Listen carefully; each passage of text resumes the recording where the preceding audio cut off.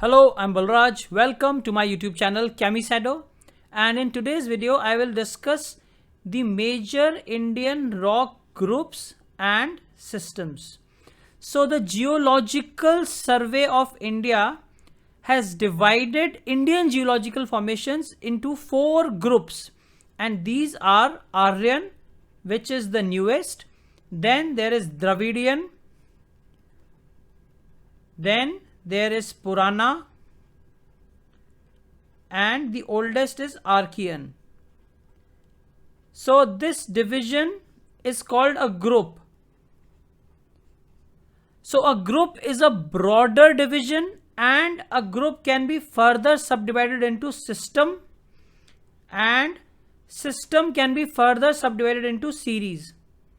So now this division into 4 groups has been done on the basis of their formation, their mode of deposition, and their physical characteristics. So before we move ahead in the video, let us look at the conventional geological time scale. So this is the conventional geological time scale, and this was modified for the Indian context. So this is in the Indian context by Sir T. Holland, and he used to work for the Geological Survey of India. So let us start from the Archean.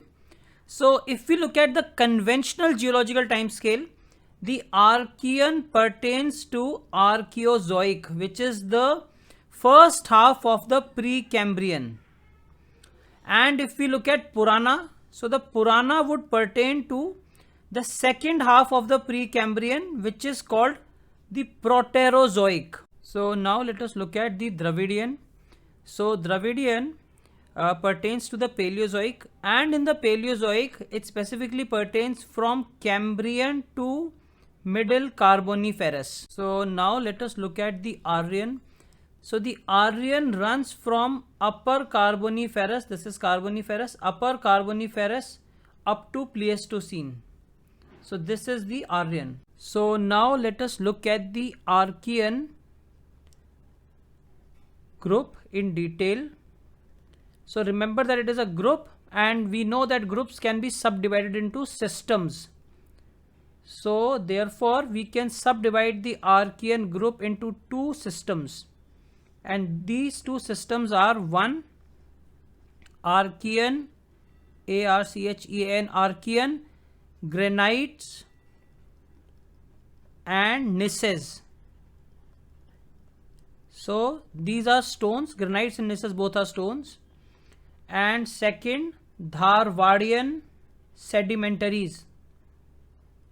Dravidian sedimentaries. The term Archean itself means most ancient, and these Archean rocks form the foundation of the ancient plateaus and cores of mountains, and these are found in all the ancient segments of the earth like Siberia, Canada, Brazil, and of course the peninsular plateau. And these are also called the basement complex. So now let us look at the properties of Archean rocks. So the Archean rocks are highly metamorphosed, and because of this they have lost all of their original characteristics, and they are azoic, Azoic, which means that there are no traces of life or organic matter. So they are unfossiliferous, that is they do not have any fossils. Moreover, there are 2 most common rocks that are found in the Archean rocks, and these are gneiss, Gneiss, and schist, Schist. Even though there are various kinds of rocks found, but these are most commonly found. So now let us look at the distribution of the Archean rocks. So they cover about 2/3 of the peninsular India, and they run right from Kanyakumari to southeastern Rajasthan, and they can be found in states like Karnataka, Tamil Nadu, Andhra Pradesh, parts of Odisha, and Chota Nagpur plateau of Jharkhand, southeastern Rajasthan, etc. So now let us look at the economic importance of the Archean rocks. So the Archean rocks are the main bearers of the mineral wealth of the country, and they contain both metallic as well as non-metallic minerals. For example, they contain copper, iron, manganese, and even mica. The Archean rocks can be classified further into Bundelkhand gneiss, peninsular gneiss, Chernokites, Charnockite. These Chernokites are also called Nilgiri gneiss, Gneiss. So now let us look at the Dharwad system. So the term Dharwad has been derived from a district named Dharwad in Karnataka, and these rocks have actually formed from the denudation of Archean gneiss and schist. The main rocks found in the Dharwad system are schists, SCHISTS, schists, phylites, PHYLLITES, and slate. If we look at the distribution of the Dharwad system, so these are found in southern Deccan, central and eastern parts of peninsula, northwestern region, and the Himalaya region. The rocks found in the Dharwad system are azoic, which means there are no traces of life or organic matter. Moreover, these are very rich in metallic minerals also. For example, you can find gold, iron ore, cobalt, manganese, and even building stones and mica. So therefore they have a lot of economic importance. So now let us look at the Purana group. So the Purana group pertains to the Proterozoic times in the geological time scale, and this comes in the Precambrian era. And the Purana group consists of two types of rock systems. One is Kadapha and the other is Vindhyan rocks. So now there is something interesting. So towards the end of the Dharwad period, there were intense earth movements, and this led to the folding of the Dharwads. And one of the mountains that was formed due to this was the Aravlis.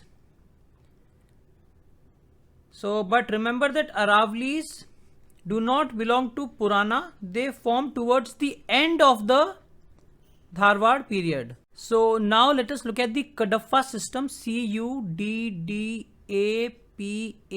So the Kadapha system derives its name from a district in Andhra Pradesh named Kadapha, and we can divide Kadapha into two types of rock formations, lower Kadapha and upper Kadapha. So now let us look at the distribution of the Kadapha rocks. So these are found in Kurnool and Kadapha district of Andhra Pradesh, in the Chhattisgarh region, in Rajasthan, Delhi region, and in the Middle Himalayas region.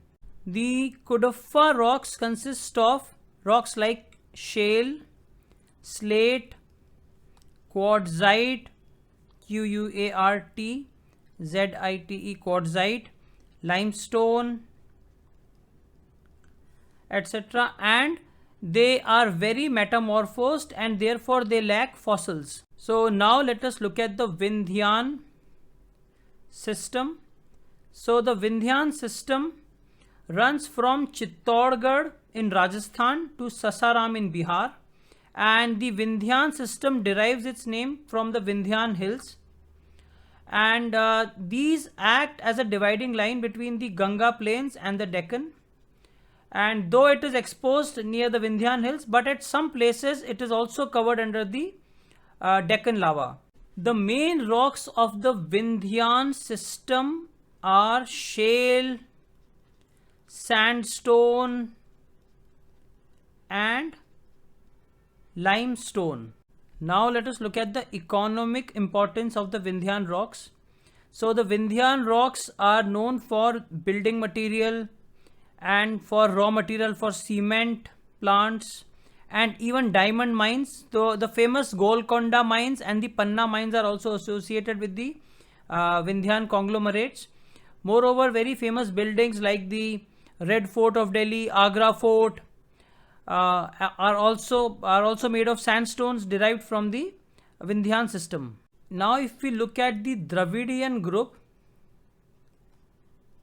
we find that there are no major formations in India during the Dravidian times, but on the whole the life started beginning on the surface of the earth during the Dravidian times. So now let us look at the Aryan group.